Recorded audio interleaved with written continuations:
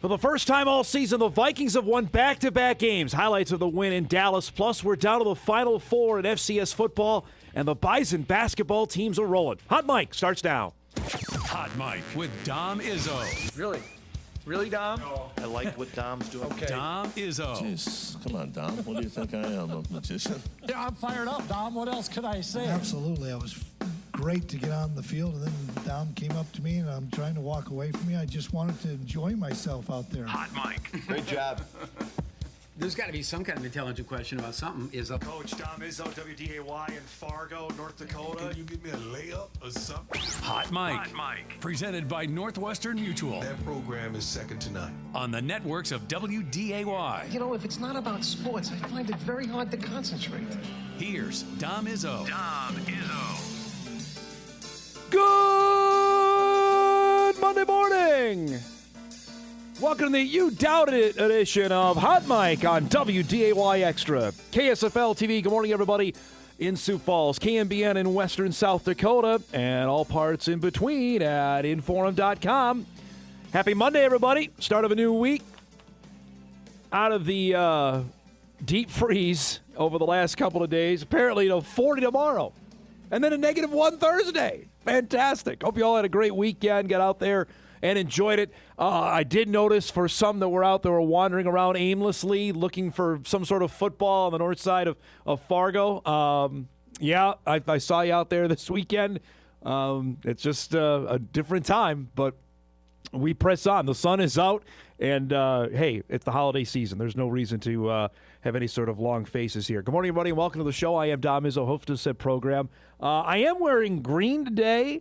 Typically, I don't. I have. This is the only piece of green clothing I have in my closet. I get this from Bison fans all the time. Hey, you don't wear any green. You ever wear green? This is it, and it's for one specific reason, because the Jackman has his holiday theme this week, and today was wear red or green. He said, "Dad, you have anything green you can wear?" Because he's wearing green pants today. He's like an elf. He's dressed like.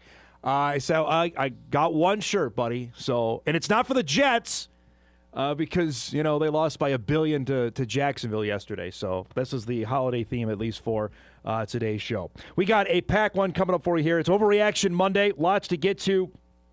We'll unpack now. We're down to the Final Four in FCS football. Illinois State is still playing.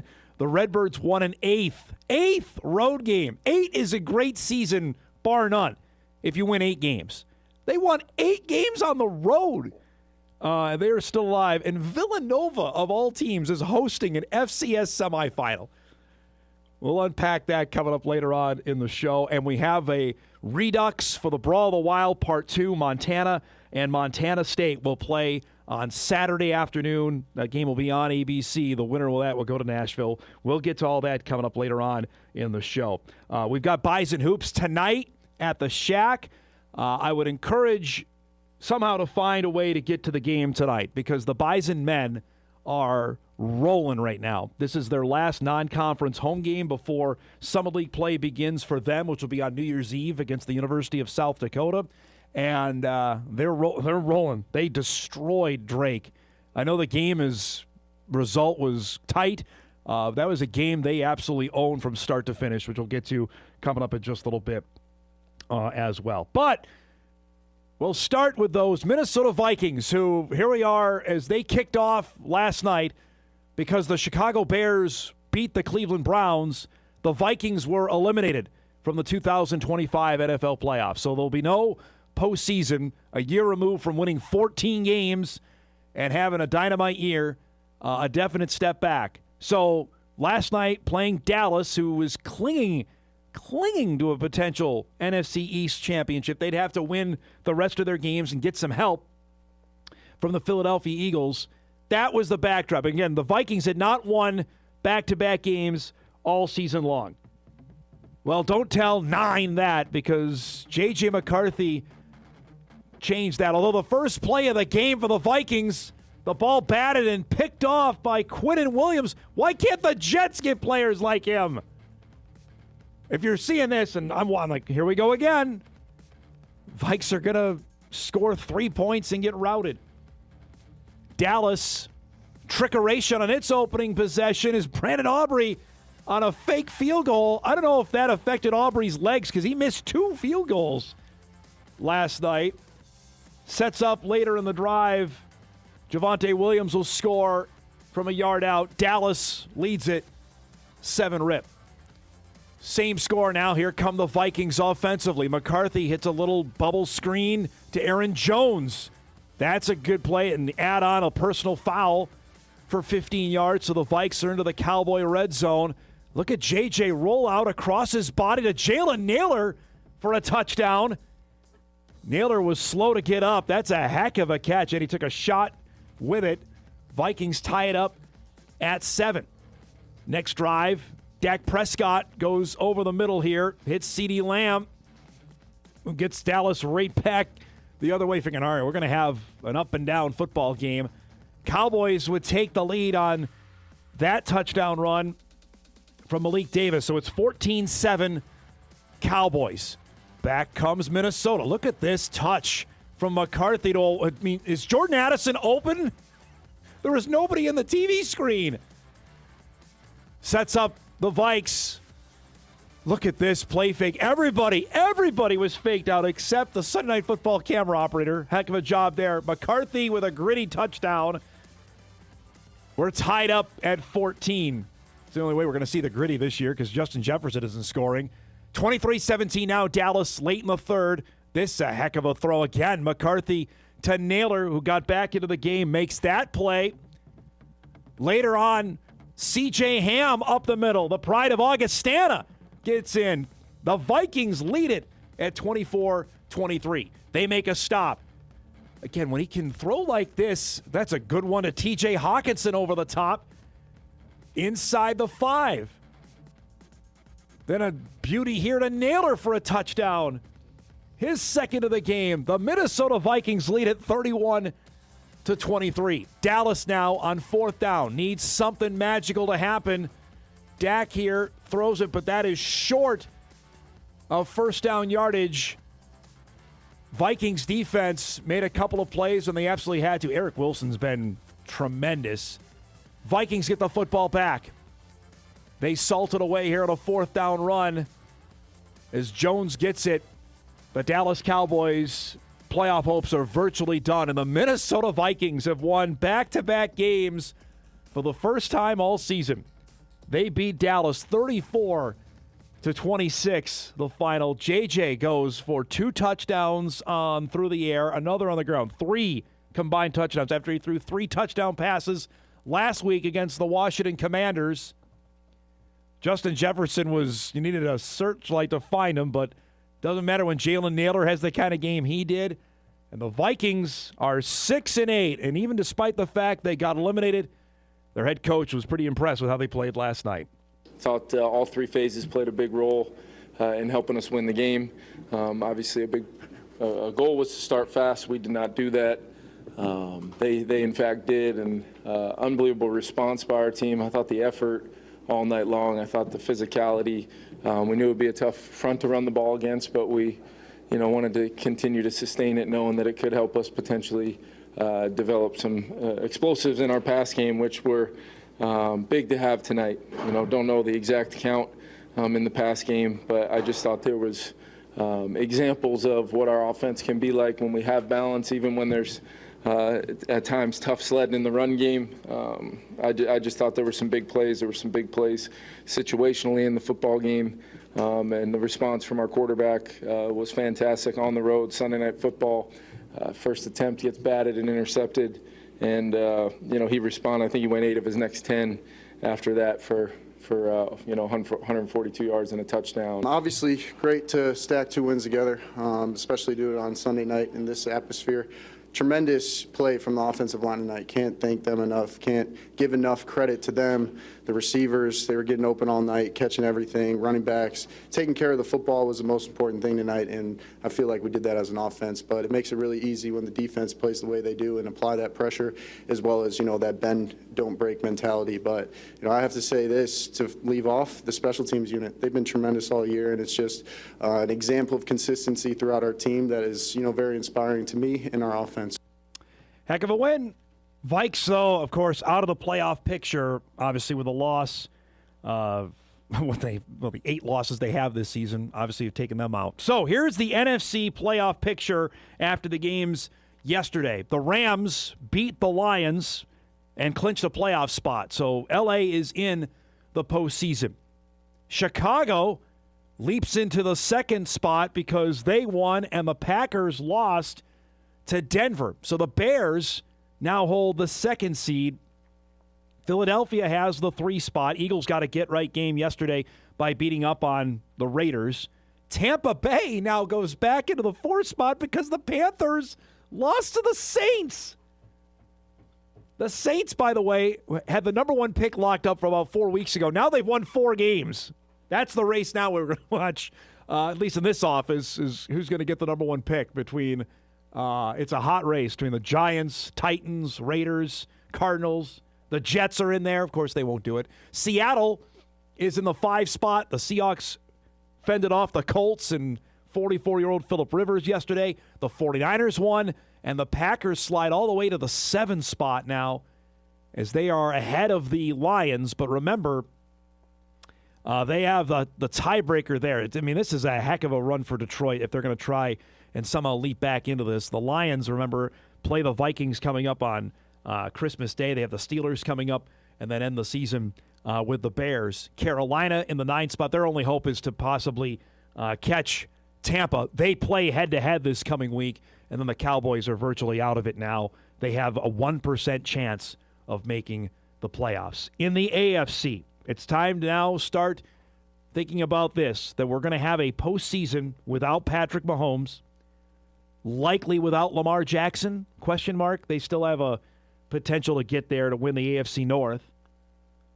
I think just that alone, we're not going to have for the first time in 10 years. First time since 1998, we're not going to have a playoff with Peyton Manning in it, without Tom Brady in it, without Patrick Mahomes in it. Think about that. That's a generation of fans who don't know what we're going to experience this next month.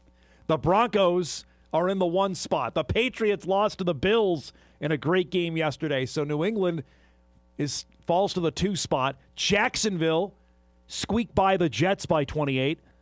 They have the 3 seed. Then the Steelers. The Chargers, who eliminated the Chiefs, are at the 5. Then the Bills. And then the Houston Texans now claiming the 7 seed. The Colts are a game back.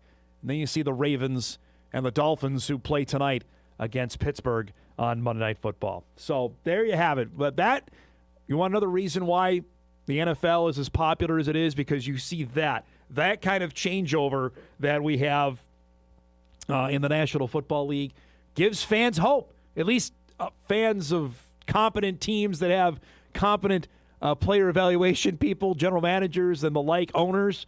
Then, yeah, you can go from winning 3 or 4 games the year prior, like New England did, to win 11 and have a chance to maybe do some damage in the playoffs. I will say this, though. On the AFC side, right now, the quarterbacks of those teams are Bo Nix, Drake May, Trevor Lawrence, Aaron Rodgers, Justin Herbert, Josh Allen, C.J. Stroud. For all my friends who are diehard, and I mean diehard, Buffalo Bills fans back home, this is their opportunity. They're going to have to go on the road. Maybe. Let's see. New England is a game ahead in the AFC East race. But, boy, this is their... my guy Phil Hansen was texting me yesterday. He was thrilled about his team down 21 rip and won it. Think about that now in the AFC playoff race. Unbelievable. NFC, I mean, that is some heavy hitters there. Rams are awfully good. Bears still are impressive. Phillies, if they can figure it out, Philadelphia's still got all those weapons. I like Seattle, even though they couldn't score a touchdown yesterday. 49ers just quietly out there 110. Packers had a devastating day yesterday. They lose, and then Micah Parsons gets hurt. But still, Green Bay's Christian Watson got hurt. There was a bunch of guys went down in that game yesterday. We'll see. That's why it's as popular as it is. 3 weeks to go in the NFL regular season.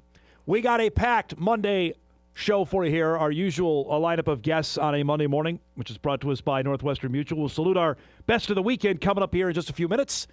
Some outstanding performances, including the Bison men picking up a big win. We'll do that coming up at 9:20. 9:35, Sam Herder will join us to unpack what we saw this weekend, where we had 2 road teams win in the quarterfinals and 2 home teams win. Both the Montana schools won. Meanwhile, the top side of the bracket, which was North Dakota State's side, has been completely upended. Where now a 12 seed is hosting a national semifinal. We'll get to that with Sam coming up in about 20 minutes. Jeff Kolpack will be along at 10 o'clock. We'll unpack what's going on. The latest here, we sit here on Monday morning at 9:15, and North Dakota State has lost 1 player so far in the transfer portal. Now, again, we still got a long way to go, folks. It's only December the 15th, and the portal isn't officially open until Jan 2. So I'm not a great math mind, but that's still 3 weeks away. So there's still some work to be done. We'll get to that and then chat some Bison basketball as well. North Dakota State's basketball team. Breaking news, and I'm writing a story about this later for Inforum, that, you might be in the doldrums about football. Get over it. The basketball teams are really good this year. Dave's team has a potential here to be 10-3 if they win tonight. Jory Collins' team has won 6 in a row, heading for California tomorrow and Wednesday. So we'll get to that coming up later on in the show, and we'll get our FCS playoff recap as well, setting up the semifinals before we say goodbye. That and a bunch of emails and your texts as well here along the next hour and 45 minutes. So we're off and rolling. We'll take our first break. We come back. We'll salute our best of the weekend. From the hardwood to the ice, we'll do that. That's coming up. Hot Mic underway here on a Monday morning. We're back on WDAY Extra right after this.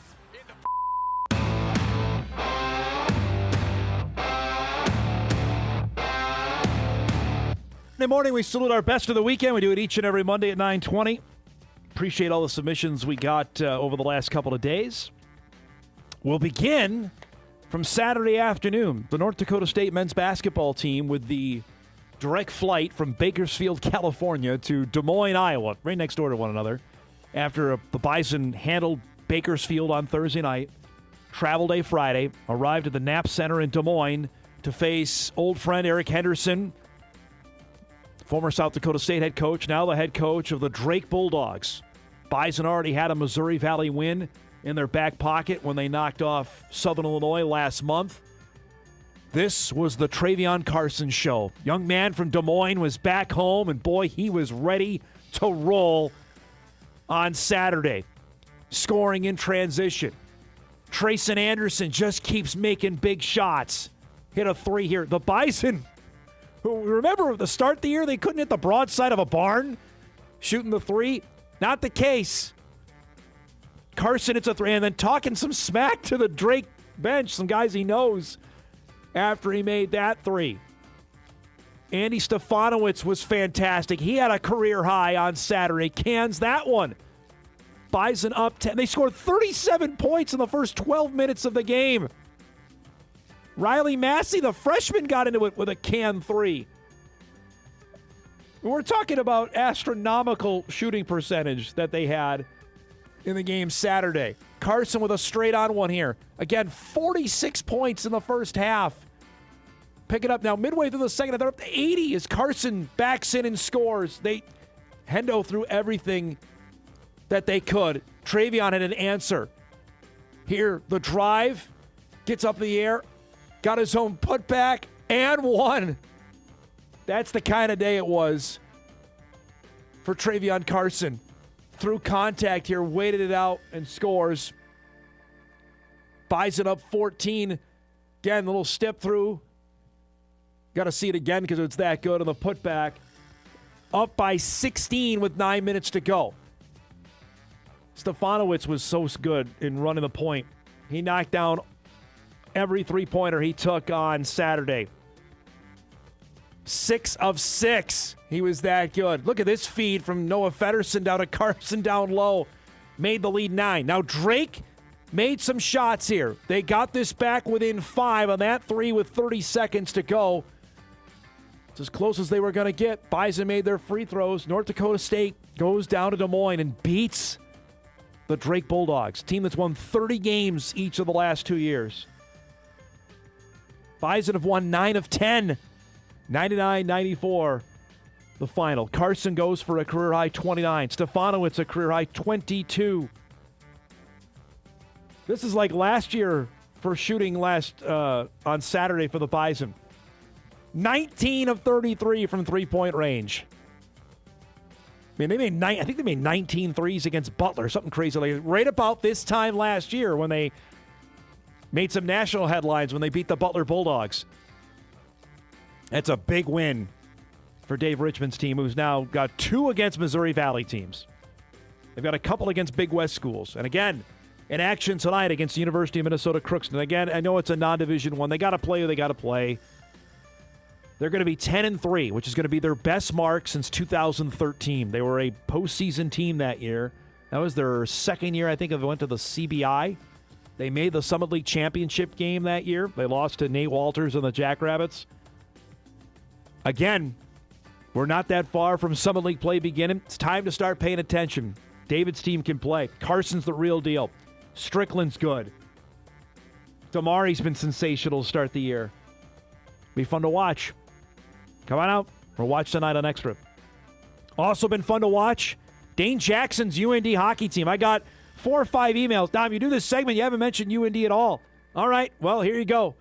Because over the weekend, they took care of Omaha in dominating fashion, winning both Friday and Saturday. Ben Strinden from Fargo, former Fargo South Bruin. How good has he been so far for the Fighting Hawks? Gibson Homer, by the way, who played Saturday, hadn't played in a month, made 29 saves in the win on Saturday. After the Fighting Hawks fell behind, they came back and won 3-1.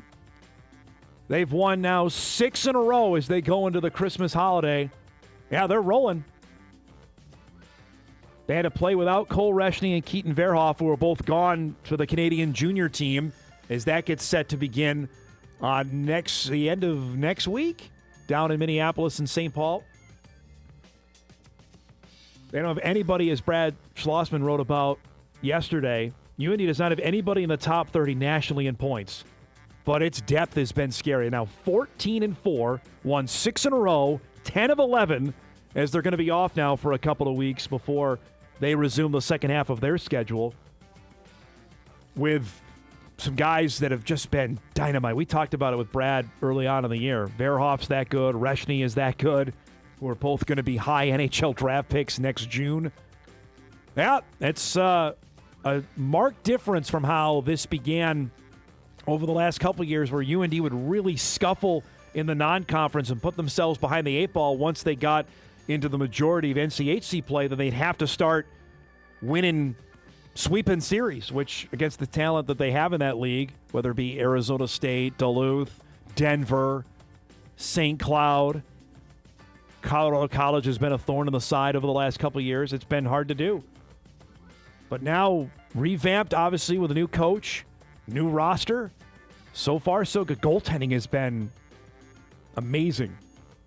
Between Spernar and Homer, they've been fantastic. So now a little bit of a break before they're back on the ice after the first of the year. But congratulations to Dane Jackson's team. They've been sensational so far in 2025-26. Last thing before we wrap up our best of the weekend, we had a state quarterfinal rematch out in West Fargo on Saturday afternoon. Early on in the high school basketball season, Bismarck Legacy was facing West Fargo Horace. Horace raised its championship banner on Saturday afternoon. Well, nobody gave the message to the Legacy Sabres, who lost to Horace. And if you think about it, in that state tournament run last year, the hardest game that Horace had, who was it against? It was against Legacy in that opening round. Well, the Sabres gave some payback on Saturday afternoon, led by the great Marley Falcon. We've had Marley on the show, who's got 10 Division I offers. She poured in 33 in giving Legacy an 83-76 win. That's a monster win for Jim Petrick's team on the road. Spoiling the party.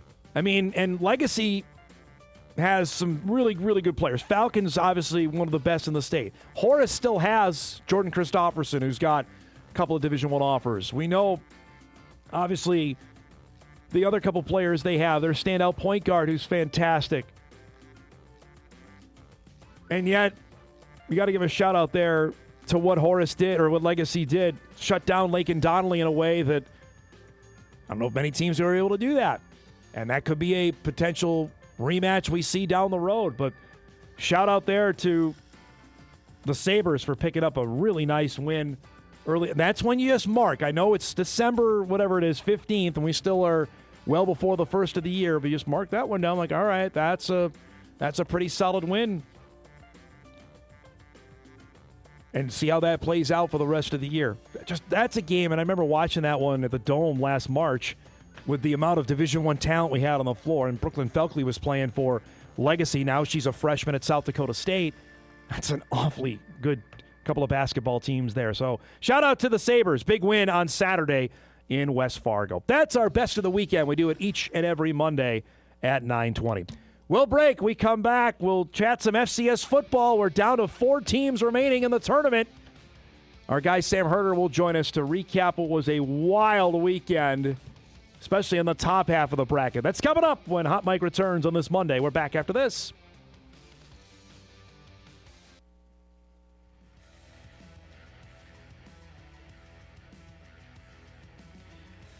All right, welcome back, everybody. Monday show off and rolling. Our guy Jeff Kolpack joined us about a half hour. We are down to the Final Four at FCS football, and of course you had it with Illinois State and Villanova in one side of the bracket. The other side is chalk with the 2 Montana schools set to face each other in what will be the biggest sporting event in the state of Montana. Let's just say it.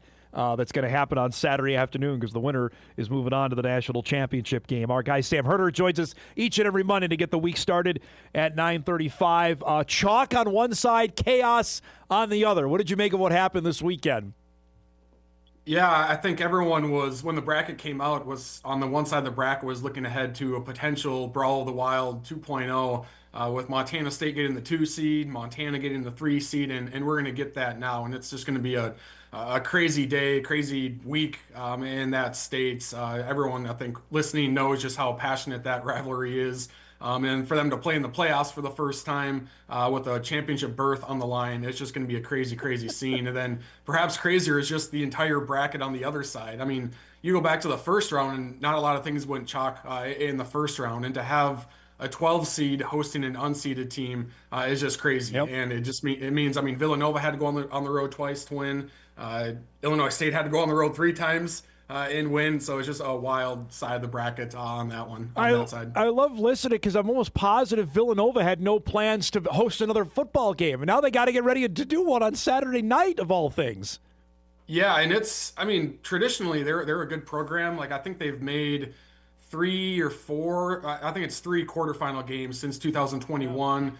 They were, a really good program in the 2000s. I mean, they won the national championship in 2009. I believe it was. And so overall, the program has a good history of success, but they haven't made it this far in quite some time. And so hopefully they can draw a good crowd. Hopefully, like operations, they got everything, set and ready to go because maybe they were packing some things up when the bracket first came out. So yeah, it's just interesting to see a kind of a new team host a semifinal game, and hopefully they can draw a good crowd. All right, I think there was maybe some people that were hate watching on Saturday here in town about Illinois State and UC Davis, how that was going to go down, and Illinois State took Davis's best punches to start the game, and then we saw them just wear on him, Sam, at the end of the game. I mean, that was Brock Speck is smiling, having the time of his life. They called a fake punt to seal the game. I mean, they're going to win. I think they're going to win this weekend in Villanova, and they're going to go to Nashville. I firmly believe that. Yeah, I mean, they're on such a great run right now. And you could say the same thing about Villanova. I mean, they've won their 2 road games in a row here, and they found a way to win late in games. I mean, the Lehigh game, they nearly lost, but they found a way.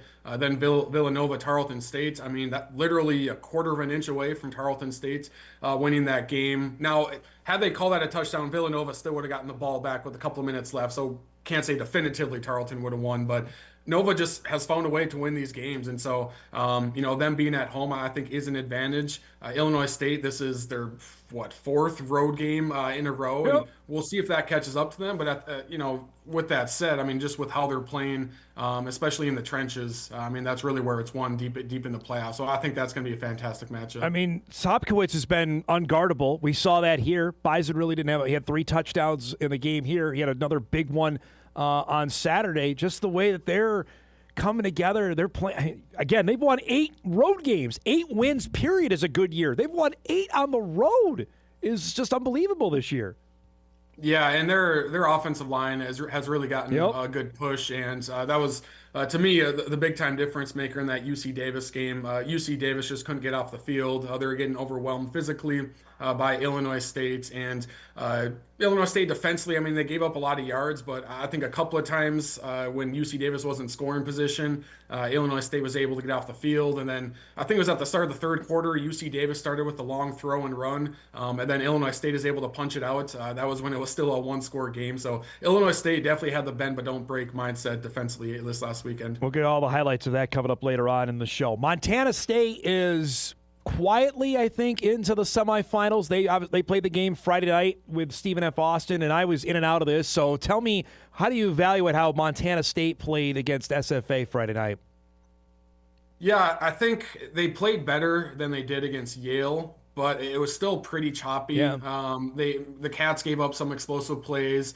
There was a lot of penalties in this game. There's a lot of false starts by Montana State. It was interesting. Some of them were just blatant false starts, obviously, but it seems like half of them, whoever committed that false start was pointing at SFA. And I know SFA got called a couple of times for, I can't remember, what it's called, but pretty much, trying to get the offense to jump. Simultaneous. I think they did that more than twice, but they got called for it twice. So it didn't really have any great flow to it for Montana State, yet they still put up a lot of points. They put up a lot of yards.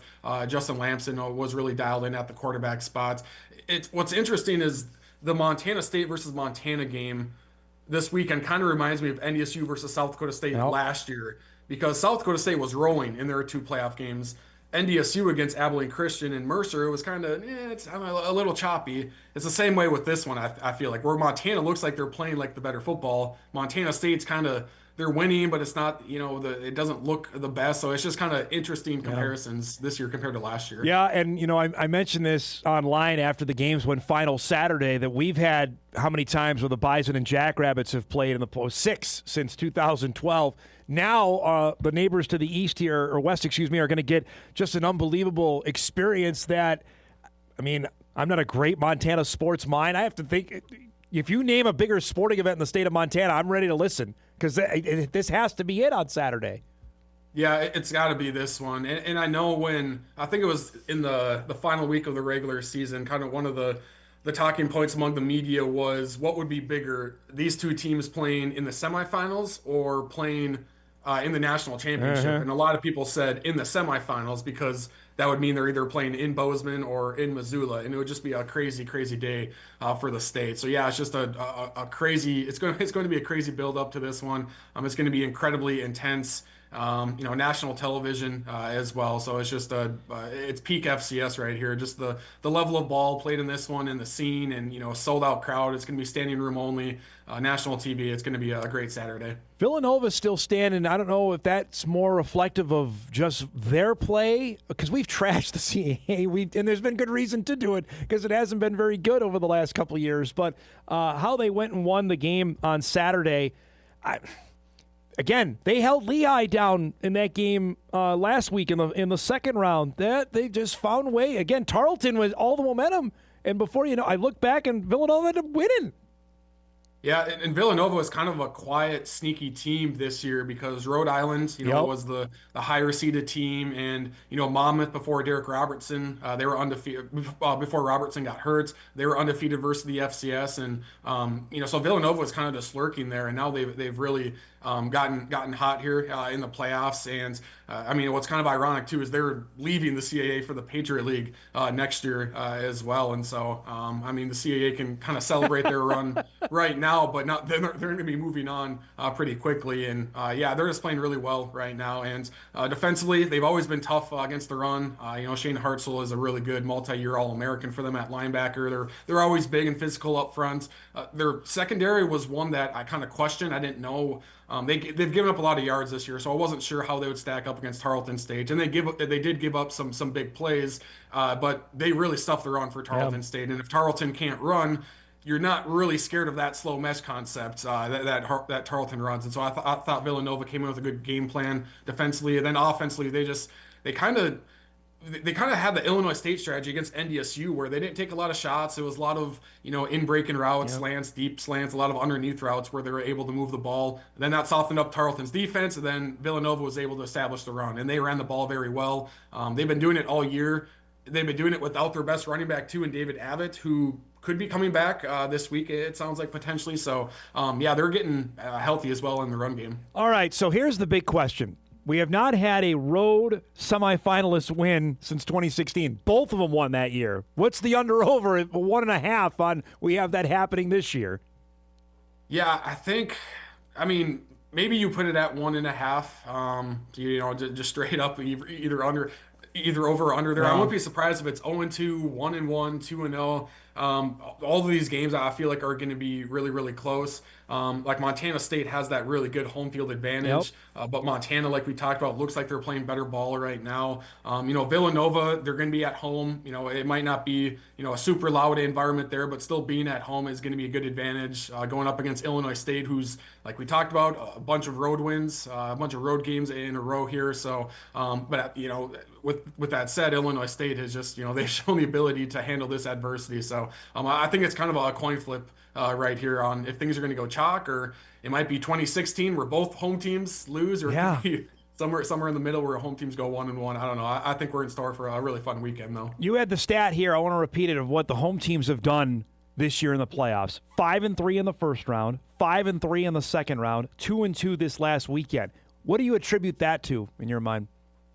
Yeah, I think just a little bit more parity as well. And I think it was last year where like the second round, quarters, semifinals, chalk, all went chalk, all with the higher seeds winning. So I think going into this year, going into this playoff bracket, I remember saying like we're probably going to get the same semifinal and title game rematch, and obviously I was wrong there, but I did say in the first and second round I think we're going to get a little bit more parity, and we saw that and then some, especially on that top side of the bracket there. So I don't know, I think at the end of the day, like the blue blood programs, I think they're still going to rise to the top, just because they have that kind of core foundation, and they have great resources, and they recruit greats out of the high school ranks. But with the transfer portal, you can get good really fast, but you can also drop off fast as well. And with that said, though, it's not like Villanova. I mean, they bring in a decent amount of grad transfers, but it's not a ton.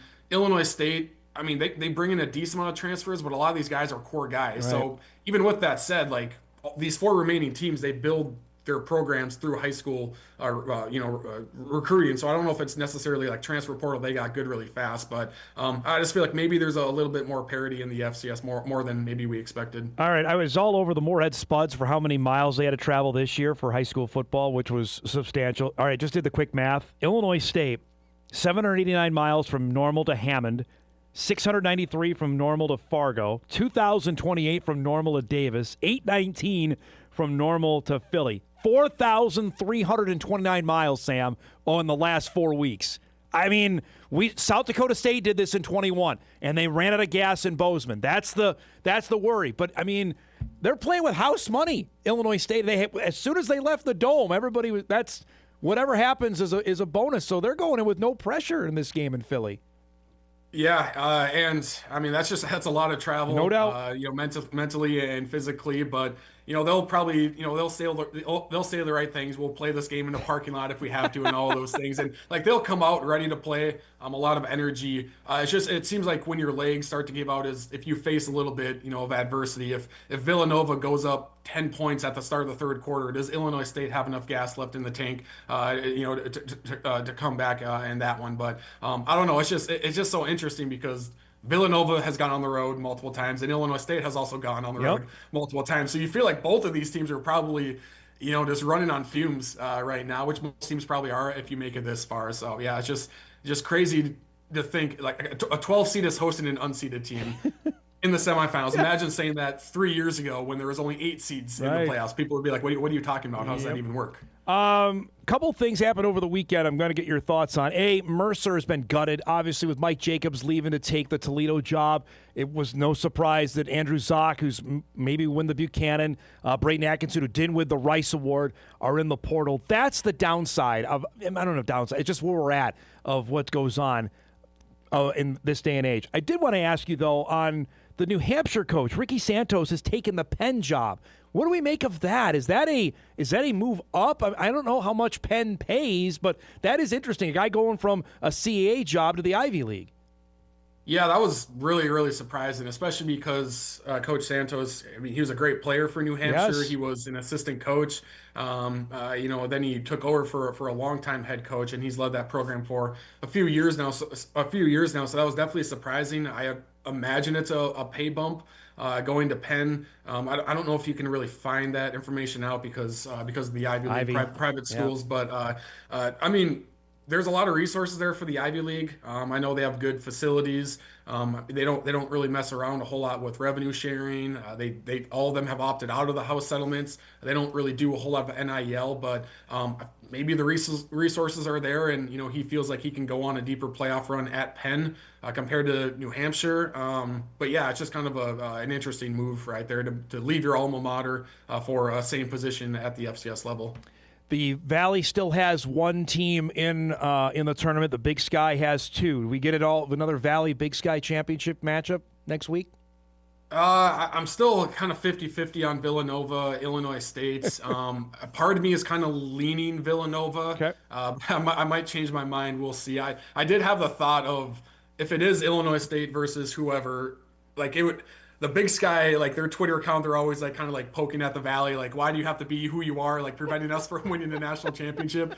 If Illinois State beats one of the Montana schools in the national championship, like what does the Big Sky need to do? What does the Montana schools need to do to win it all? Like I had that thought of that scenario playing out, but Illinois State first needs to go on the road once again, get a win, and I don't know. I like how Villanova is built defensively to contend with Illinois State. But it's an interesting crossover matchup that we don't see a whole lot, especially this deep in the playoffs. I have no authority or information to say this. If Illinois State wins this, I think Brock Spack retires. I do. He's had a great run. Why not go out like this? Yeah, I don't know. You could definitely see it kind of going out, on top or close to being on top, and also like Illinois State made it to Frisco, and I thought their fans traveled really well. They took up 40% of the stadium. Yes. So if they make it, I think their fans would travel well. Villanova, we'll see. I think they have a decent core of fans, but yeah, whoever makes it on the top side of the bracket, they're gonna have to fill out some seats because Montana or Montana State, they're gonna fill it up pretty decently. But with 35,000 seats now compared to 20,000, we'll see what that scene looks like in Nashville. But yeah, it should be interesting this weekend, first off. Great stuff as always, bud. Have a tremendous week. We'll do this again next Monday. We know he's going to play in the championship game, all right? Okay, sounds good. Thank you. Sam Herder joins us each and every Monday at 9:30 to get us rocking and rolling after, again, a 2-2 weekend for the visiting teams in the quarterfinals. Just did not see that last year. We went all chalk. So the fact that we've had this much upheaval is just different to get used to in the playoffs. We'll break. We come back. We'll wrap up our first hour. Jeff Kolpack coming up. We'll have plenty to get to there. So we roll out on a busy Monday morning edition of Hot Mike on WDAY Extra right after this. All right, wrapping up our first hour. Our thanks to Sam for giving us some time as always. We have some stunning Minnesota Twins news. They've actually signed a player, a major league player, not a minor league move. No, they have added a first baseman to the team, Josh Bell, who, former Pirate, Washington National great, Josh Bell, has signed a 1-year, likely $7 million deal with the Twins with a mutual option for 2027, a league source confirms to The Athletic. Bell is 33, arguably the best free agent hitter hit for the Twins. His defense is a weakness. Yeah, let's take him.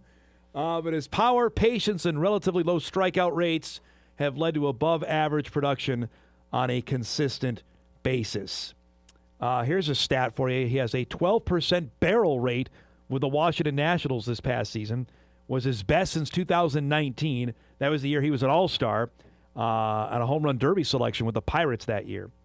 That year he hit .390 with 46 hits, 12 homers, and 31 RBIs in the month of May. So that's the answer to the question, and who's playing first base for the Twins, maybe some DH as well in 2026. He's historically better as a left-handed hitter. That split was even more stark last year. Had an .804 OPS against right-handed pitching, .552 OPS against lefties. 18 of his 22 home runs came as a left-handed hitter.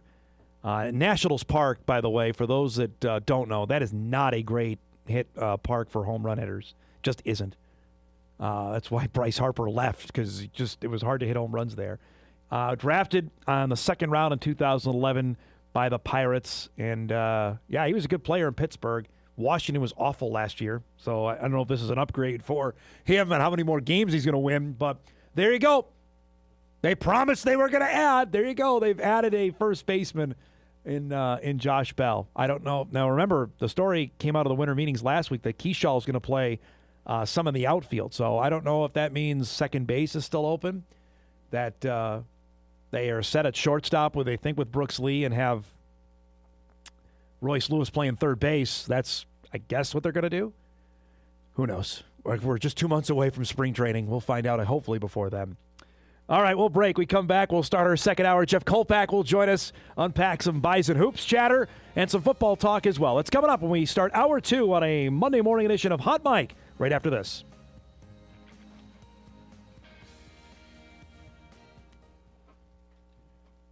Hey, Matt. Josh Bell. Yeah.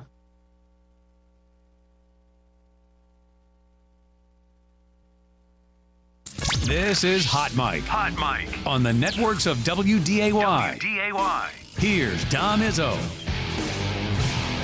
It's that time. An author. Offensive production, number 1. Number 2. I forgot. Golfer. It'd be like going on a 3-person best shot, and we were saying, Kolpack, you got to make a 25-footer every time. You wouldn't putt first. I'd have Tim putt first. And one heck of a TV personality. This game is for the Cooper Cup. It's the Forum's Jeff Kolpack.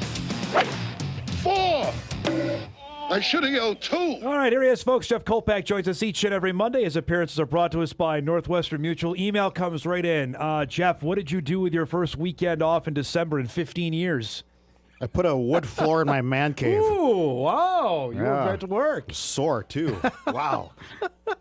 I got to go see Santa. I was pumped. Got to go see the big man with Jack. It was fantastic. Yeah, so it's good. You know, I had the FCS games on TV as I'm pounding boards away and, you know. Well, people wanted to know what you were up to. So that was our first free weekend in a long time. Yeah, generally I'm just, you know, I don't care anymore. I slept in this morning. Did you? Yeah. Wow.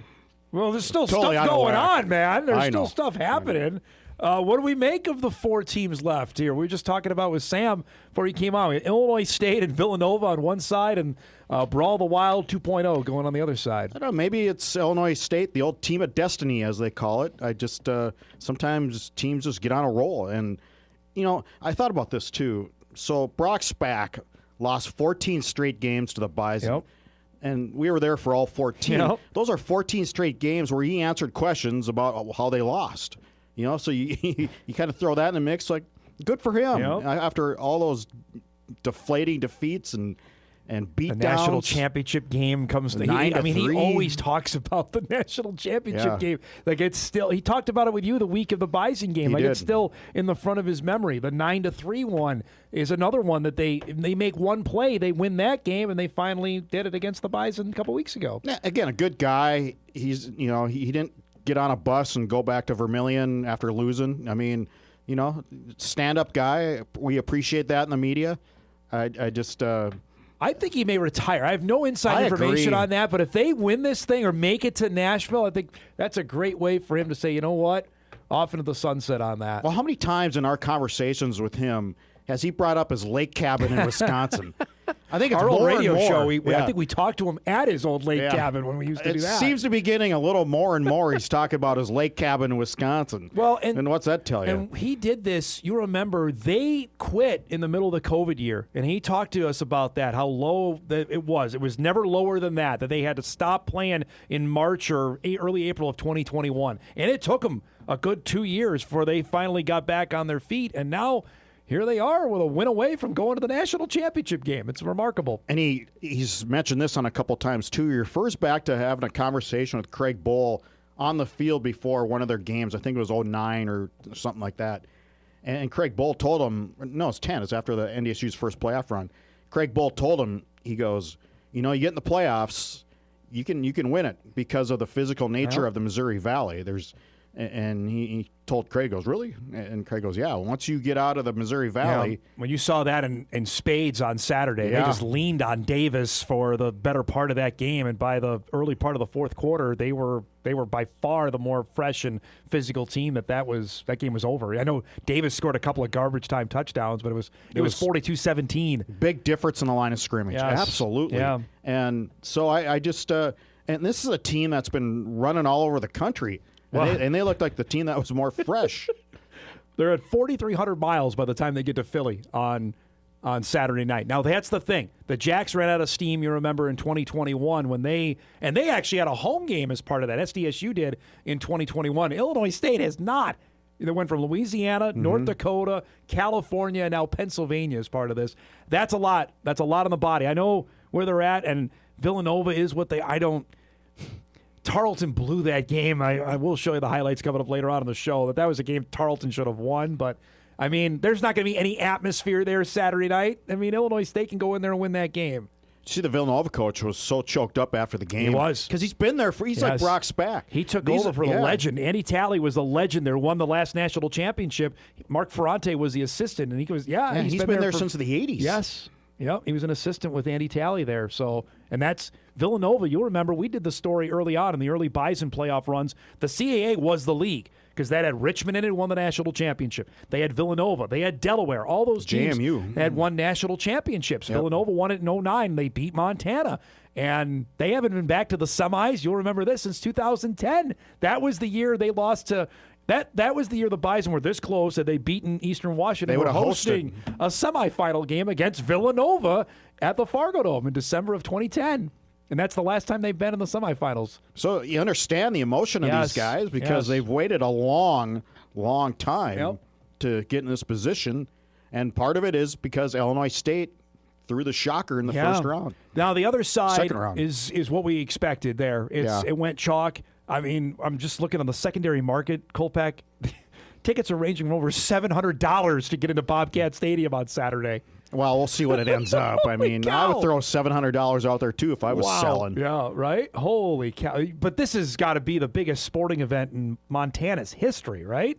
I don't know of anything bigger. For a semi, yeah. They've never met in the semis, I take it. They've never met in the playoffs, period. They've did not know that. Never played a playoff game against one another. Wow. So, I mean, think about it. The Bison and Jacks have played 6 times, and the novelty of the first time when it happened, right? This has never happened before, and now it's to go to the national championship You get skewed because the Jacks and the Bison played so often in the playoffs that you never think. Or, that they wouldn't obviously play. in the D2 days, NDSU and UND played forever. They played a ton of times. It's never happened before between the Grizz and the Cats. That's what you got coming up on Saturday. That's why tickets are what they're at. It's going to be crazy. And both teams are playing well. I mean, Montana is explosive. 102 points Montana has scored in its 2 playoff games. 50 against the Jacks and 52 against South Dakota. That's domination. And in that building, they are awfully tough. Now they got to go in winning that. I'm looking at Vieg's team, and I don't think Montana State has played its best game yet in the playoffs. They were not good against Yale. They were just okay against Stephen F. Austin. They might be dialed in. I know they're going to be dialed in for Montana coming to their place on Saturday. National television? Holy cow. Yeah, and it's going to come down to quarterbacks. It does usually. Who is accurate, who doesn't make turnovers. Montana's quarterback, Ayat, is that how you pronounce it? Ayat, yep. Playing pretty well. Yep. He surprised me this year because I thought maybe they'd try to find somebody better after last year, but he's taken his game up. Yes, yep. He's definitely got better. And he's like Tommy Rittenhouse. Yep. Tommy Rittenhouse has taken his game up levels from last year. I look, too, Justin Lampson is who Montana State signed. He transferred from Syracuse and Stanford is who Vieg's got, who's been steadily really, really good. And obviously they got three guys that can run the football. The Dowler kids, both of them on both sides on offense and defense are really good. Ironically enough, we thought last year was the team of destiny in Bozeman. They may have it this year. Those Dollar boys are interesting because we saw them during the media day when the Bison played Montana State in the national title game. And you look at them and you go, you guys play football? Yeah. You sure you're not accounting students? They don't look the part at all. They look small. No. But, man, are they tough. Yep. And you know, was it Caden Dollar, the safety? His safety was the Big Sky Defensive Player of the Year. Yep. I mean, wow. It goes to show looks can be deceiving. Yep. And Taco Dollar breaking tackles left and right and just shunning people. Yep. And you look at him out of uniform and go, wow, how does that look happen? the part. No. Email comes in. Dom and Jeff, here we are. The Bison season's been done for 8 days. One guy is in the portal. Is that good news? Oh, it's too early. Yeah. I would imagine so. Yeah. We still got a long ways to go. Who knows? here. Maybe somebody's already in the portal. They just haven't announced it. We don't know. Correct. I think it's too early to start doing any touchdown dances on it. No. I mean, it is what it is. But Yep. this is now because finals week is this week, I believe, because graduation is on Friday, that the team will disperse now. And this is when the coaches are going to be on the edge of their seat. Polisic was here last week on Thursday, and I could tell his gut is just churning on this, Kolpack, about what the next, I think, 10 days are going to determine about his football team. They're going to lose a couple. I mean, here's my thought: if they can get by losing just 2 or 3, if you can get through this losing just 2 or 3, call it a victory. Just like last year. Last year they lost 2 or 3. Heisman. Wisniewski, Marty Brown. you got to count Wisniewski. He was on the team. I know he didn't play, but he's still on the team. Yeah.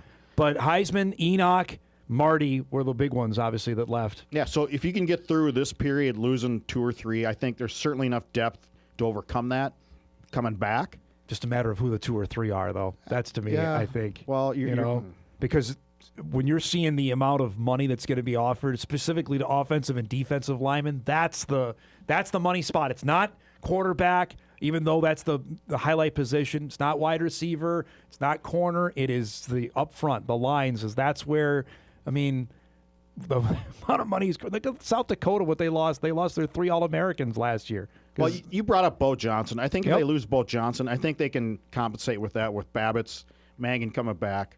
So those guys have started games. I think you can overcome that. You mentioned Anene. Toby Anene is the one. Absolutely. Those are the 2. Yeah, I think Stenbron's really coming on. I thought he was really good late in the year. I think they can overcome that. I do. That's tough, man. Those are 2. I mean, you got to keep Wolin. That's the one. Donovan Wolin and Keenan Wilson are the next. Like, if you're talking, like, if you're ranking here, like, Bo and Anene are 1 and 1A. Then I think at 2 and 2A is Keenan Wilson and Donovan Wolin. So if you lose Anene and you lose Bo Johnson, but you keep Wolin, you keep Keenan, then I think you have a party on that. Yeah, I think you're doing that meme where you're throwing. Yeah, I think so. I think you would take that, absolutely. And if somehow you can keep 3 of them, and you're doing cartwheels up on the north side. And if you lose all 4, that's, again, the price of doing business. Yeah, NDSU has been the only school immune to that. Everyone else is, I mean, UND is going through this for the first time. And I had fans of in Grand Forks saying, what? Well, this is what happens when you're good.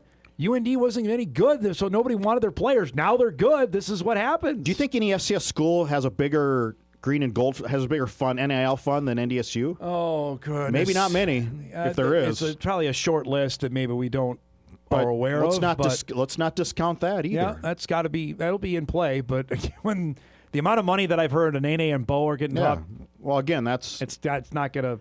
But that's not going to be everybody. No, but that's what you're fighting against right now. Now, the other part of this, and we mentioned the emailer on this, was Wyatt Osterbauer was a backup defensive lineman. That you're going to see more than guys leaving in the portal, in my mind. The guys that probably didn't have a pathway to the field, correct, that are going to end up leaving here over the next couple weeks. And guys, we would not have found out about in the old days until the first day of fall camp, and you go, oh, you're taking roll call, and you're going, hey, what happened to Smith? Oh, he quit in February. Correct. Oh. It's not the day and age we live in anymore. If they can announce that, and now they put it out there. Correct. And they haven't played, so there's a reason you don't play. It's not everybody is going to play. Yeah. I mean, that's just the way it is. Yep. I mean, and that's good for them. That's the pathway for them if you want to go play somewhere. Correct. Yep. Trey Feeney, UND didn't work out. Gangbusters at St. John's. Absolutely. Good for him. Dynamite final year of his career. And you'll see more of those, I'd imagine, leak out in the coming days because the coaches have had their meetings with the players or wrapping them up here this upcoming week, and then they'll disperse, and then that's when the clock really starts on what's ahead. If I were to ask you over-under of 3.5 of standout Bison players, so they're standout 15, 3.5 they lose. You take the over or the under on that? Okay. I'm going under. Wow. I'm going 3. I'll be negative. I'm going to go over. I think. I don't know if it's negative. It's just a fact. I think it's just that I think the amount of money that's out there, you tip your hat to the kids, say if you can go do it, do it. And actually, we were talking about like players like Osterbauer leaving. I'm surprised that more of those guys don't. This program keeps guys that don't see the field. It's really amazing to me. They grind out in practice day after day after day. Winter workouts at 5:30 in the morning, summer workouts. And these guys probably won't play much, and they stick it out. I'm just good. I mean, much better men than I ever was in I would say college. There's a couple of like the perfect potion on this. A, position you play. B, years of eligibility you have left. So, but I think they just like it there, though. Yeah, I do. Yep. Why would you stick it out if how many seniors or juniors, linemen hardly play and they stick it out for 4 or 5 years? They obviously like it there. Well, I mean, it's bottom line. You don't keep doing it if you don't like it. I'd say on the flip side of that, for what the high majors are looking at when their general managers are scouring rosters or all conference teams, like a Toby Adene. All right, he's got 1 year left. So that might affect his, quote-unquote, his salary of what he can get. Bo Johnson has 2. Bo is like in that perfect sweet spot. Like, all right, he plays left tackle, and he's got multiple years. I mean, but here's the thing. The counterpoint is North Dakota State can say, well, wait a minute. We just had a first-round pick that played left tackle at NDSU. We just have, is there 5 linemen, O-linemen in the yeah, you're right. Radens, Mauk, Zabel. Keep going. Cordell. I mean, you can keep going. There's guys still out there. Yep. Yeah. Zach Johnson played in the NFL this year. Yep. I mean, we can have, that's a pretty good run on that. That's the perfect counterpoint if they want to go down that road. But that's the reality. So for fans that are wondering can we start spiking the football? Not yet. I mean, the portal isn't even open until January 2. We're still 3 weeks away from that. That's a long time. Ooh, that's a long time. Right? That's a long time from now. All right, let's break. We come back. We'll chat some hoops. There's some pretty good hooping going on the north side of town. We'll chat about that with Jeff Kolpack on the other side of the break. I'm Mike, back after that.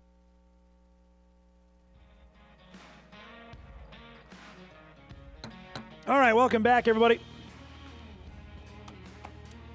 Well, apparently there's some basketball teams on the north side of town. Are you aware of that? I'm very aware of that. And the Bison men, after couldn't throw it in the ocean for 2-3 games to start the season, got hot. 19 made threes in the game on Saturday afternoon against the Drake Bulldogs. That's a really good win. It's a good team, Tom, and they're really balanced. They got 3 guys and essentially 4 guys at double figures. Andy's at 9.7. Athletic. Those are the type of teams you need in March. They play defense. Yes. Like David's been preaching for years. Markai Strickland, I think, is a tremendous player. Yep. Travian Carson's getting better. He was great on the win on Damari Saturday. Wheeler-Thomas is really better good. offensively than I thought he ever would be. Yep. He had 21 in the win against Bakersfield on Thursday night.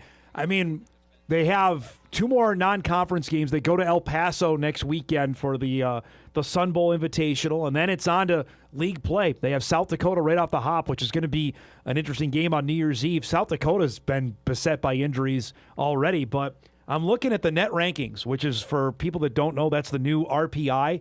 On the men's side, NDSU is at 130.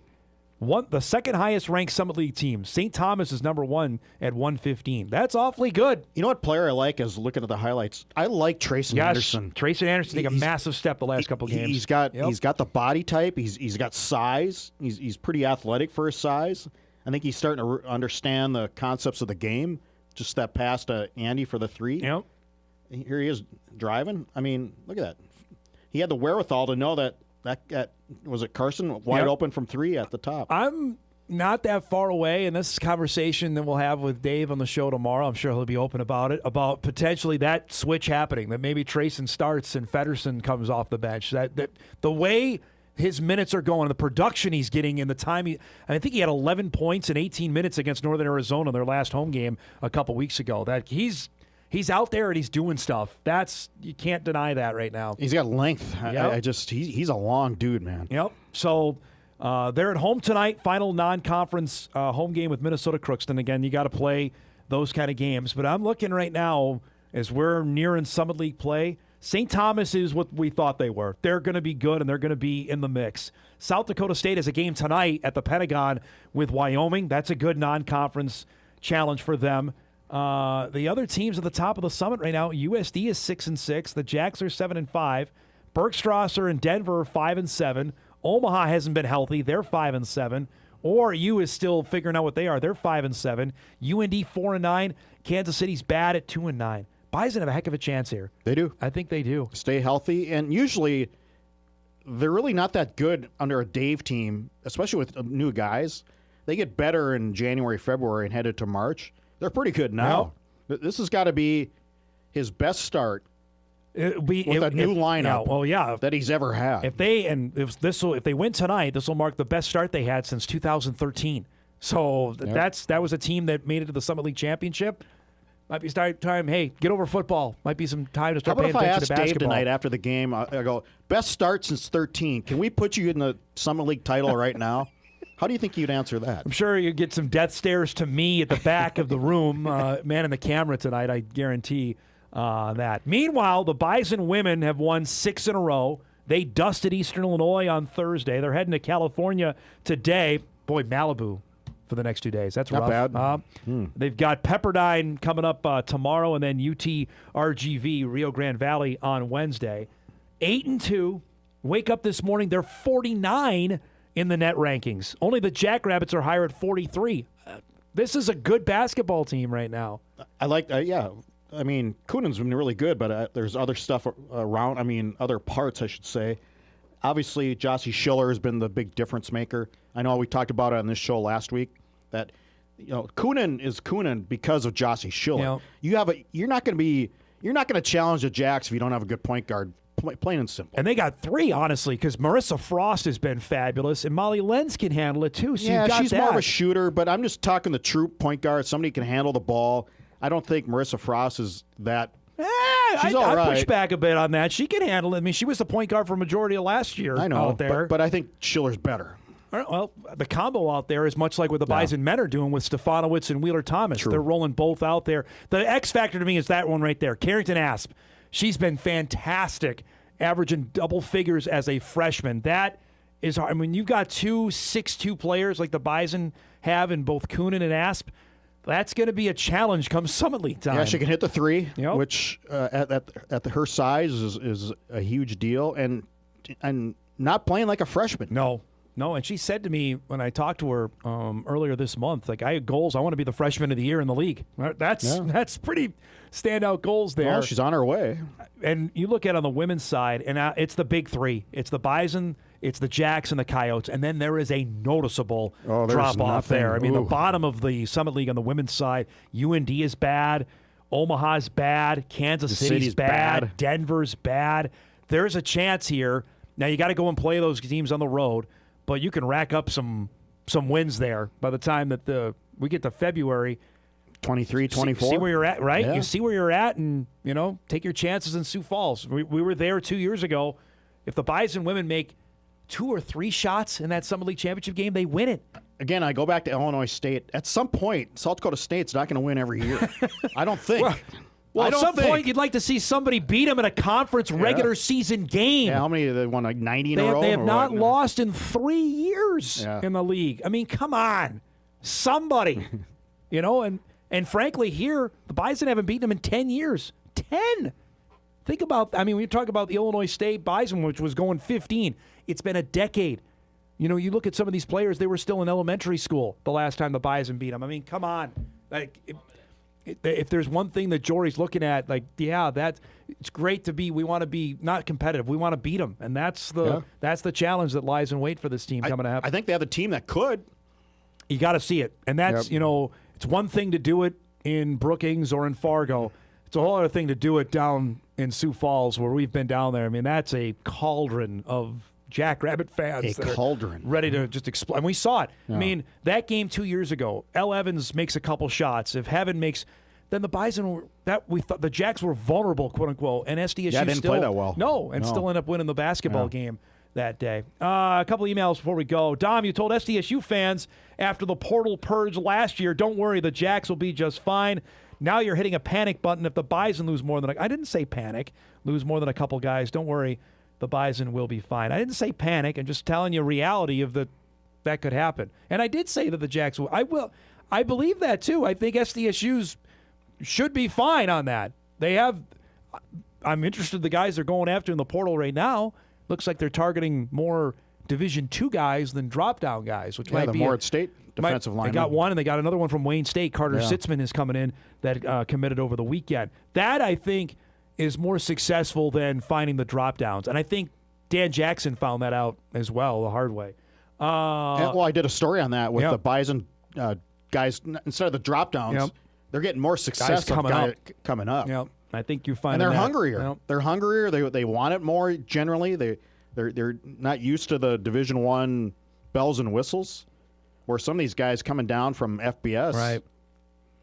Email in, Kolpack, you surprised that Tyler Roll is leaving the NFL to go back to Iowa State? A little bit, yes. I am, because once you get in the NFL, there's a fraternity, as we know. Your guy Bob Babbage hung around for 25 years because he got into the NFL. Now he's playing golf and hanging on the beach in South Carolina. I mean, once you're in but I mean, if the number is right that I heard was $1 million and Jimmy said basically, here are the keys of the offense, then I don't blame Tyler one bit. God, then you're back to recruiting and all that stuff. Yep. And the NFL is essentially a 9-to-5 job in a lot of cases. And you know when you're working too. Yep. There's a distinct off season there. Right. Which not in college. Not in college nowadays. But I mean, if they're paying what reportedly is the number that I've heard and others have heard, then that's probably why he's going to do it. To me, and we talked about this briefly last week with Rodgers getting the job at Iowa State. If you want to be on alert, Bison fans, that's it right there. For a guy that knows the area, knows that roster of what he needs on his team. What do you make as a position coach in the NFL? That's not bad either. It's not $1 million, though, I don't think, for what he was doing. 700, 800? Probably, yeah. I mean, it's not chump change. No. Not that. It's not what you're getting at the forum. I know that. Yeah, really. You got a couple books. You tell me that all the time. By the way, don't leave. I got the nickel. The nickel is in my car. I know. My son saw it. When are you getting rid of that, Dad? Because I didn't win it. So I really actually wanted Kyle to win it so he could put my face in his living room. Can I defer to him? See, that's another thing that just had a flat ending since the Bison lost. We didn't have any more pick 'em. And Kyle wasn't there for our post game. This is it. So I believe now in the 5 years of the nickel, this makes me the champion 3 times. Well, in the 5 years of the televised nickel, and Logan once. Don't forget, we did this a long time. It was just you and me before we could put it on television all the time. So how many times did you win it? I believe I won it 5 and you won it 4. Oh, you're just throwing. I'm not making it up. I'm telling you right now. You're just picking it out of thin air. Actually, I think it was 6-3. It was 6-3 you on that. I'm sure. Yeah. Well, that makes more sense. You believe that one? Yeah. All right, we got to roll. Thanks for coming by. All right, good to see you. We'll see you at the basketball game tonight. Jeff Kolpack joins us each and every Monday at 10 o'clock. His appearances are brought to us by Northwestern Mutual. Appreciate that. We come back. We'll go through the games that were over the weekend. Look ahead to the semifinals Saturday in the FCS. Back on Hot Mic on a chilly Monday after this. Welcome back, everybody. Final half hour here on this Monday Spectacular. Heading towards 40 tomorrow. Be chopping out all the ice there that is accumulated, at least by my driveway. be fantastic. Appreciate all the emails coming in our segment with Jeff. That was good stuff. We'll podcast that later today if you missed that. Reminder, tomorrow we'll chat with Dave Richmond. Will join us, Bison men's basketball head coach, after their game tonight with Crookston. So that's coming up on the show tomorrow. All right, let's do it to recap what we saw this weekend across the FCS with the 4 quarterfinal games. We've seen snippets of a little bit of everything, but let's dive in. It will begin in Missoula with Montana against South Dakota. Coyotes, of course, had picked up the huge win over Mercer to get a date against the Grizz, who had dusted South Dakota State the week prior, and were trying to become the first Dakota school to win a Division I postseason game at Washington Grizzly Stadium, and they had other ideas about that. Kalia Ayat hits Drew Deck for a touchdown. Got Montana rolling early to make it a 7-0 game. It's 10-0 in the second. Eli Gilman, you know him, former Jerry Rice Award winner from a yard out. 17-0 Montana halfway through the second quarter. And it's all Grizz at this point. USD just getting blown off the ball. Later, after a USD punt over the middle, that's Michael Wortham, the Eastern Washington transfer, on a slant, 53 yards to the end zone. It's 24-0 Grizz, and the rout is officially on in Missoula. Coyotes get a touchdown right before the end of the half to make it 24-7. Then how about this way to start the third quarter? Deck fields us at his 7-yard line. Always Bobby Houck's special teams are just good. And if you're running against linemen, it's over. 93 yards, the longest punt return for a touchdown in FCS playoff history. It's 31-7, and the party is going on a warm day. It was about 50 degrees in Missoula on Saturday. I don't know what's going on there. It's 31-7 early in the fourth. Ayat, another deep ball to work. I mean, they have so many weapons. Wortham had 2 touchdowns on the day. That made it 38-7. It's 38-14. How about another touchdown? His third of the game for Wortham. That made it 45-22 Montana. They'd add another one late. Grizz are rolling. 52-22 the final. They are in the semifinals. Second time in 3 years, of course. You'll remember 2 years ago they beat North Dakota State to reach the national championship game. Montana is back. Salute to South Dakota. Coyotes could have easily packed things up when they left Fargo, giving up 100 points to the Bison. Instead, they turned their season around, and at 5-4 after they lost to Illinois State, again, they could have said, we got UND and the Jacks and SIU to wrap up the year. Instead, they end up winning 5 games in a row. They finished the year at 10-5. Salute to Aiden Bauman. Great career there. And some real questions now on USD for its roster for 2026. We'll save some time for that once we get to 2026, but their season is done. As we mentioned, Montana is going to get Montana State on Friday night. The Cats, they had a chance to put Stephen F. Austin away. Quasi did early in the game. Take it full, Eric, because I got to look at a shot sheet here. Adam Jones got it started early, made it a 7-0 game. Then he scores again here from 21 yards out, makes it a 14-0 Bobcats lead. Stephen F. Austin down 17 rip, trying to make something happen here. Their quarterback, Sam Vidlak, former Grizz, gets sacked here. Ball gets loose. And again, at this point, I'm thinking, all right, they're going to put the hammer down. It's going to be 24-0, which it becomes here on this touchdown. The game is over. Stephen F. Austin, though, scored a couple touchdowns. Made this game interesting. It's 27-14. And then more hijinks here from Adam Jones, one of the 3 Cat tremendous running backs. He gets loose for 25 yards. Justin Lampson, though, will run it in from 5. That makes it 34-14 Montana State at that point. SFA comes back, makes it 34-21. Then Jones scores again. That from 16 yards out, his third touchdown of the game. Made it 40. SFA needed a stop. They never could get one. Old Vigs into the semifinals. Again, Montana State will play in the semis for the 5th time since 2019. And Vigs, since taking over in 2021, semis in 21, semis in 22, semis in 24, semis in 25. Guy knows what he's doing. 4 times in 5 years since taking over at Montana State. And the year they didn't, the year they lost to the Bison in the Bozeman block game. So it's Montana State and Montana in one side of the bracket. That game will be at 3 o'clock Saturday on WDAY on ABC. That's the first semifinal. Cats are trying to make it back for a second time in a row. Grizz are looking for a second time in 3 years. And here's what I'll say about that before we get to the other games. Because I had this, well, we're seeing so much, different teams. This isn't different. These are the same teams. And in fact, if it is the Big Sky and the Valley playing again, what does that say for the rest of everybody else? That what did Illinois State finish? 4th? Tied for 3rd in the Missouri Valley? That they can make it and the top teams in every other league can't? To me, that's not parity.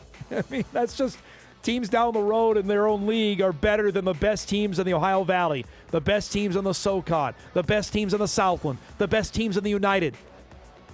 Nah.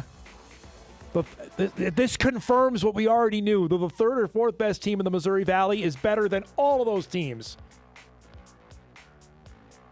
Like Tarleton State, who we thought, all right, with the Bison losing, they have the potential to host 2 games and make it to Nashville. Well, nobody gave Villanova the notice because the Wildcats rallied in this game because Tarleton couldn't have started any better. Victor Gabalis to Peyton Kramer. They did this against UND. 80-yard touchdown. Just as you sat down, it's 7-0 Texans. Remember, they're giving away, basically, T-shirts and beer. $1 T-shirts and beer for the game. Daniel Greek scores here. It's 14-0 Tarleton in the first, and they're celebrating like crazy in the stands. But like I mentioned, nobody told Villanova they weren't supposed to come back in this game. It's 14-3 in the second. Lucas Kopechki hauls in this touchdown from Braden Reed, 27 yards out. Wildcats are right back in it. It's 14-9 Tarleton. And Villanova's starting to carry the play. Villanova adds a field goal right before the half to make it 14-12. Now 21-12 in favor of Tarleton. And look out, Jabril Mace, 47-yard touchdown. Wildcats are right back in the game here early in the third quarter. It's 21-19 in favor of Tarleton. Now in the fourth quarter, Wildcats take the lead on this pass from Pat McQuaid to Reed, 11 yards. Now Villanova leads it at 26-21 in the fourth quarter. Again, Tarleton offensively held down. Here's the play everyone's talking about this morning. On 4th and 6, Gabalis goes to the end zone for what they think is the go-ahead touchdown for Tarleton State. But take a look here because it goes to review. Watch in the end zone. Remember, you need 1 foot in college. Does he have anything down? He makes the catch. Nothing down yet. Nothing down. Is his toe down? Initially, they said Marquise Willis is in bounds. They went back and looked it over, and they took a while. By the way, one guy on the side just got absolutely blown up. And they overturned the call. By inches, it's not a touchdown. Villanova got the football. They held off Tarleton State and the Wildcat. Again, look at how close that is. If that end zone is a different color, can we tell? Either way, Tarleton State done. Trayvon West, who is the young man who thought he caught it.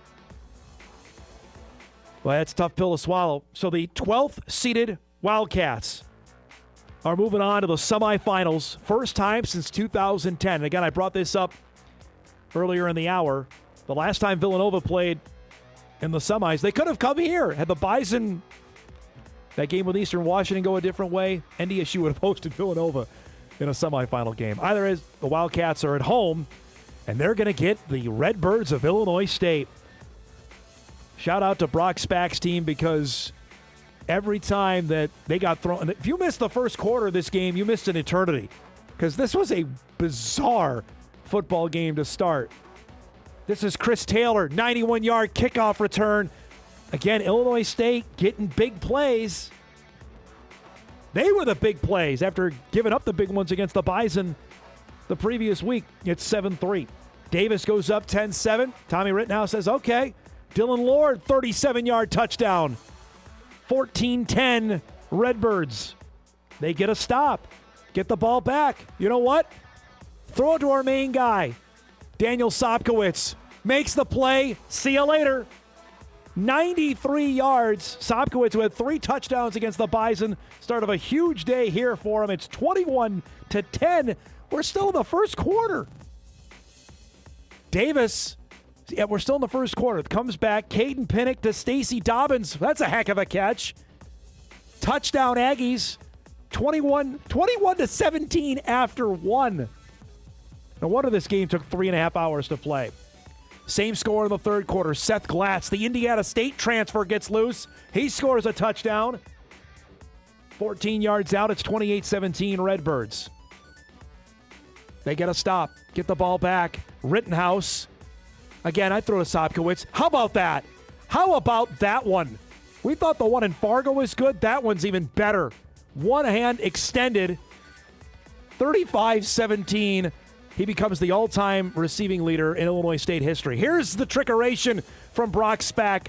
In the fourth quarter, up by 18, he calls a fake punt. And it works. They had a great camera shot of him on the sideline, just grinning from ear to ear. And then on the next play, Glatz, see ya. 58 yards right up the gut. Illinois State up 42-17. Davis scored 2. Look at Brock. They scored 2 garbage time touchdowns. Redbirds are moving on to the semifinals, 42-31. They got a date with Villanova coming up Saturday night. Is the first semifinal appearance for the Redbirds since 2014. That year, they also beat a CAA team on the road. They won at New Hampshire to go to the national championship game. Now they're going on the road against a CAA team to try to go to the national championship game. There are too many parallels there. What a win. There's our FCS playoff roundup. Only got a couple of those left here in 2025. We'll take our final break. We come back. We'll wrap things up on a Monday. Get you ready. We've got a busy Sports Monday on tap. Some hoops, some football. We'll chat about that when Hot Mike wraps on WDAY Extra after this. All right, wrapping things up here on a Monday morning. Good to be back in the saddle. Full week of shows ahead here, including later in the week for you hockey nuts out there, that there's a brand new book that'll be available if you Spud hockey fans out there on the history of Moorhead Spud hockey. Tracy Briggs and Brian Cole will be with us on Friday's show in studio. If you're looking for a late Christmas gift for a hockey rube, this would be a perfect one to potentially get. So that's coming up Friday. Looking forward to that here on the big show. All right, let's get a couple more emails in before we set up what to watch here on this Monday morning.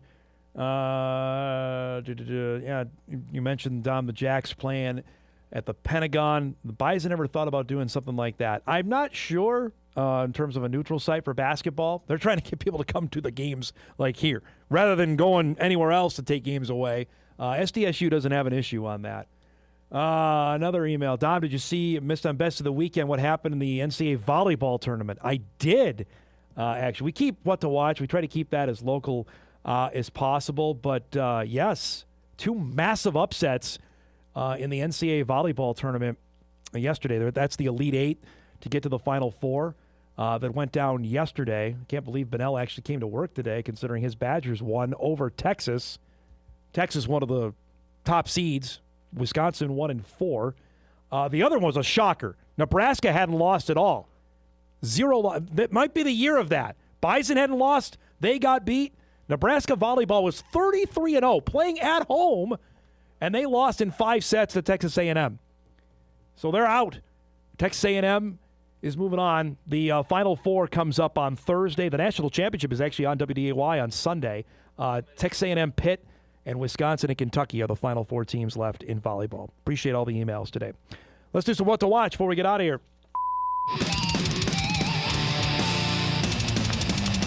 What to Watch brought to us by our friends at Northwestern Mutual. Again, we got Bison Hoops tonight as they take on Crookston. Join us on WDAY Extra, Greg Steeman and myself, 7 o'clock for the Bison and the Golden Eagles. Also tonight, Monday Night Football wraps up Dolphins-Steelers, 7:15 on ESPN. Mentioned the Jackmen against Wyoming. That game in Sioux Falls at the Pentagon, 7 o'clock on Midco. And the men's soccer national championship game is tonight. Washington and North Carolina State will play, 6 o'clock on ESPNU. Our thanks to Sam Herder, to Jeff Kolpack, to all of our emails, and our best of the weekend. Miss any of the show, you can podcast it later today at Inforum.com. You can watch a full replay on WDAY+. Everybody have a great Monday. Thanks so much for joining us. See you at Hoops tonight. Back here tomorrow.